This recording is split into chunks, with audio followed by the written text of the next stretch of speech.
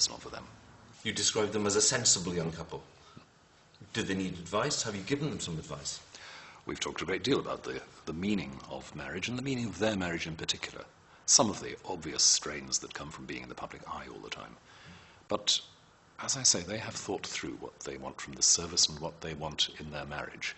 They do have a commitment to the priority of being there for each other, a very simple and strong personal commitment, and it's that kind of strength and realism which has impressed me in conversation. It's been traditional in the past for archbishops and for deans of Westminster to give a message of welcome to people across the world who will be joining the service. What would be your message of welcome to them? My message is that every wedding needs everyone who's looking on to be part of it. It needs everyone who's looking on to affirm with the couple what matters to them, to promise in their hearts whatever support they can give, and I think also to look at their own lives and say, well, how can we do a little bit more towards the ideal that they're trying to live out? Archbishop, nice to talk to you. Thank you very much. Thank you. Dr. Rowan Williams talking to me just a few days ago.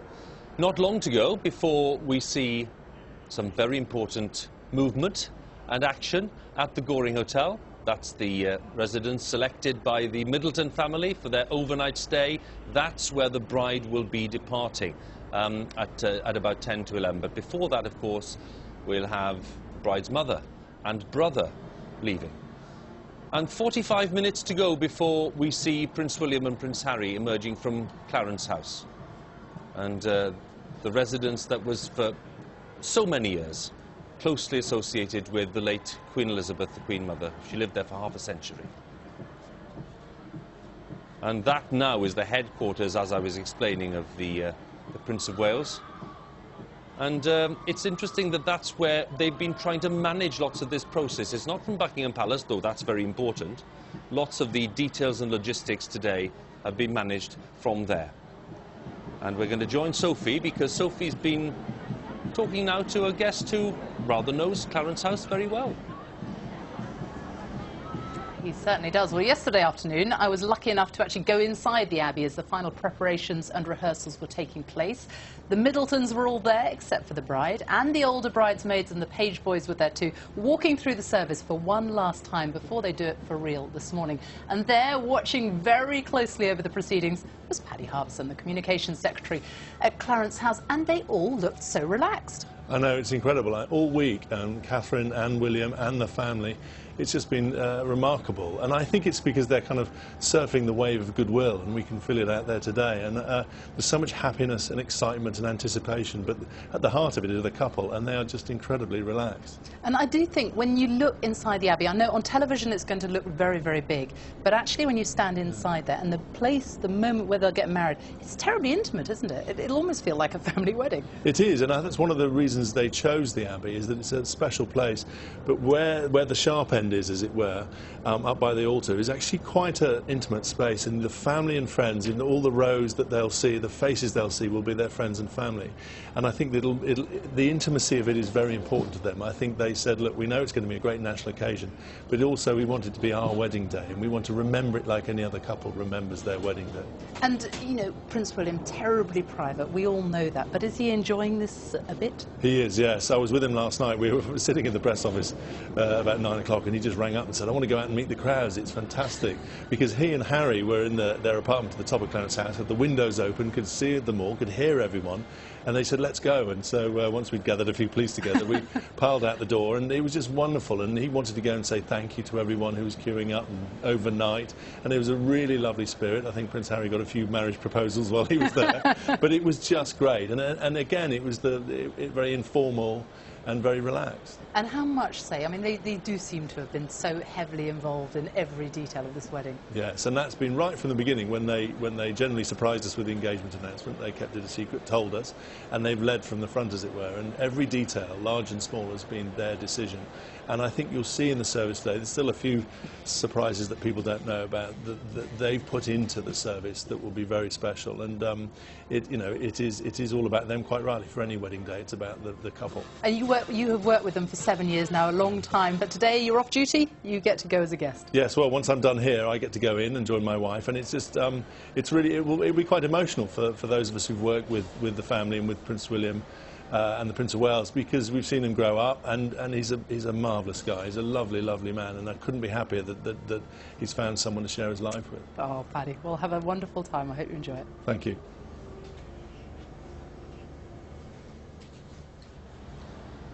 Sophie, thank you very much, with Paddy Harvison there, and we'll be back in the Abbey in just a short while to see some more of the guests arriving. We caught a glimpse there of Sir Trevor Brooking and of some of the other people who've been turning up, but we'll be back in the Abbey in just a few moments' time.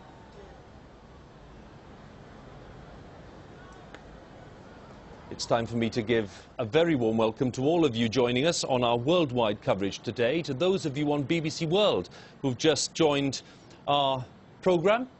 Well, welcome, because we're having a good time and we want you to enjoy too, and it seems a good time for me to remind you of what we're going to see in the next couple of hours.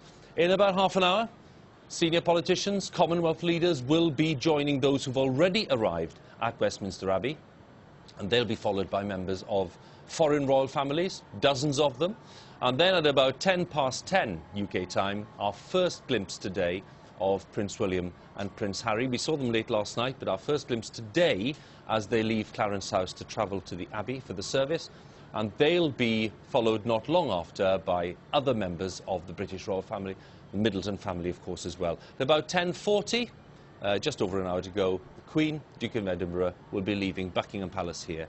And then at about 10 to 11, Catherine and her mother and her father will depart from the Goring Hotel, drive past the palace here, down the Mall, make their way to Westminster Abbey. And at precisely 11 o'clock, that service should begin.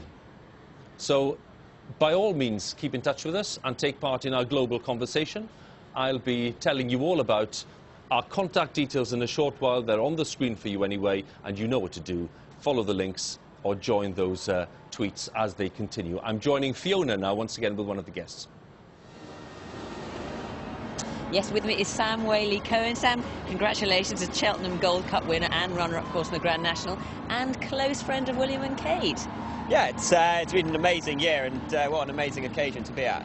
Now, Sam, you are credited, rightly or wrongly, with having got William and Kate back together when they had a little bit of a separation. Tell us the story behind that. Do you know, that one is a story that's sort of taken on its own atmosphere, but it was my 25th birthday, and they were both invited along with 100, 150 other people, and to be honest, I think they've got themselves back together again. But it was nice to get them in a room together and have a chance to, to have a good chat and talk things through. Now, just tell us how long you've known them. Well, I was at school with Will when I was about 5, so a very long time, and Catherine for about 10 years. So yeah, known them a long time. Do you think they're a good match?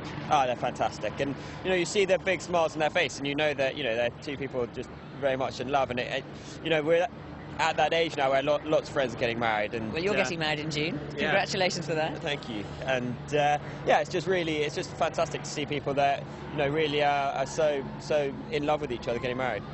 Now, are you excited for him? A bit nervous for them both? I'm terrified. I couldn't think of anything worse than having to walk down that aisle in front of so many people. But no, it's fantastic, and I'm sure they'll do a great job. And how do you think he'll be coping with the pressure of the day?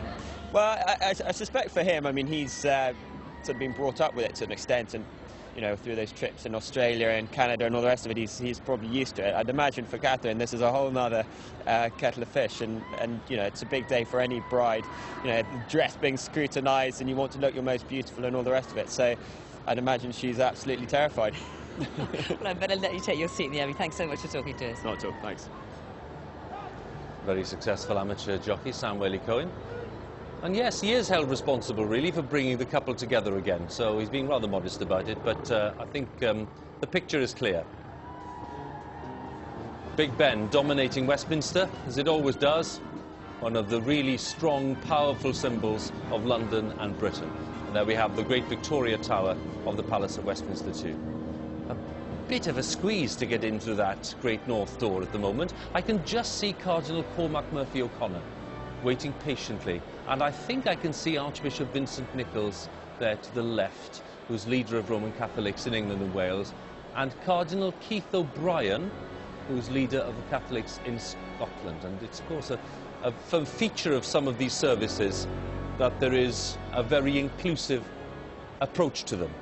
And it's a good moment as we look at these very rich images for me to bring in the distinguished historian Simon Sharma again. Earl Spencer there, of course, who is the brother of the late Princess Diana with his family, and they'll be in a very prominent position sitting in the lantern, sitting quite close to that high altar, and they'll have a very good view of what's going on. Of course, he's William's uncle. The Beckhams are in place already, and David Beckham, they're proudly wearing his OBE honour. And Simon, we're looking at these images, and David Beckham there in Westminster Abbey, which some might think is a rather incongruous thing. What do you think? It's not really, because from the very beginning, Westminster Abbey was meant to be a place for people as well as the kings, even going back to the 13th century, when Henry III put Edward the Confessor's shrine in a central place and called his son Edward. Very important, because Henry III was a French king, wanted to unite it to Saxon memory.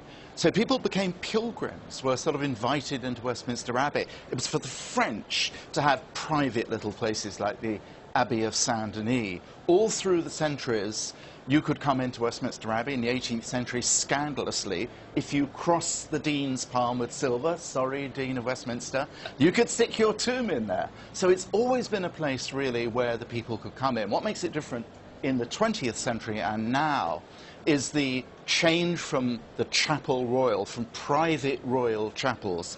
Queen Victoria, for example, watched the future Edward VII be married. She was still in mourning from behind a closet, from a little kind of peephole. You couldn't get anything more different than today. The 20th century said, we want to have family celebrations, starting with the children of George V. Bring the people in, it's a family occasion. It's